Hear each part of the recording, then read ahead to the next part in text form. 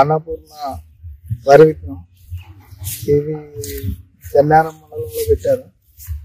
ఇది నేను 9 ఎకరాలు వేసిన. ఈ తెగులు బీజాలు ఏది రాలేదు.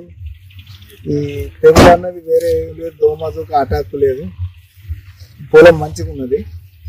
ఈ గులక చూస్తే పంట చూస్తే అందరూ వచ్చి చుట్టుపక్కల 4-5 ఊళ్ళల్లో వచ్చి చూసారు.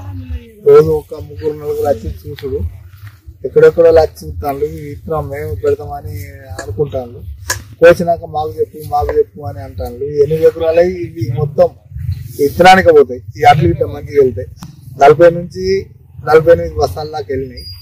NP 7373 శ్రీ అన్నపూర్ణ అనేది కొత్త రకం, సన్న రకం. అది అతి సన్న రకం. దాంట్లో అధిక దిగుబడులు రావాలనే ఉద్దేశంతో దీంట్లో కొన్ని మంచి లక్షణాలు ఉన్నాయన్న. ఈ శ్రీ అన్నపూర్ణలో శ్రీ అన్నపూర్ణ NP 7373 అనేది 140 రోజుల పంటకాలం.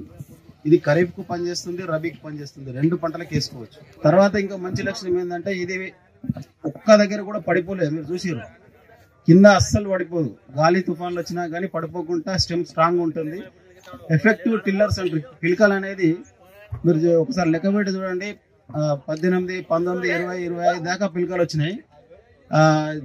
ఒక గిలకు 450 గింజల వరకు ఉన్నది. 400 నుండి 450 గింజల వరకు ఉన్నది. మీరు కౌంట్ చేయండి. మనం క్షేత్ర ప్రదర్శన చేసినప్పుడు.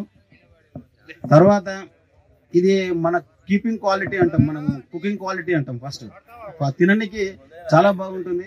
వేరే వెరైటీలో 6 నెలలు మాగబెడితే అది కొంచెం అతుక్కోకుంటుంటుంది. 2-3 క్వింటాలు మాత్రం అధికంగా దిగుబడి వస్తున్నది శ్రీ అన్నపూర్ణ అనేది.